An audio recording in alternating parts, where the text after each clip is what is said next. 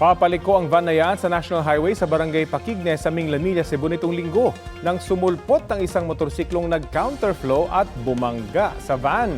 Natumba ang rider. Sa isang social media post, inamin ni Dumanhog Cebu Mayor Gungun Hika na siyang nagmamaneho ng motorsiklo. Sabi niya masyadong matagal ang traffic light sa lugar kaya nangamba raw siyang maabutan na naman ng stop. Nag-counterflow siya nang makitang maluwag daw ang kabilang linya. Aminado siyang mabilis ang pagpapatakbo niya. Hindi rin niya alam na may U-turn slot sa area dahil ang akala raw niya no left turn sa buong Minglanilla. 3 buwan pa lang daw ang kanyang motor at meron itong temporary plate number. Iniligay niya raw ang plaka sa bag dahil maluwag umano ang pagkakakabit nito. Ayon sa pulisya, nagkasundo ng magkabilang panig kaya wala nang isasampang reklamo laban sa alkalde. Sinagot daw ni Hika ang gastusin sa pagpapagawa ng van.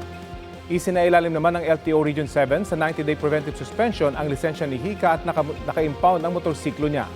Nagsorry ang alkalde sa pagkakamali at sinabing handa niyang harapin ang investigasyon ng LTO, pati na ang suspensyon ng kanyang lisensya.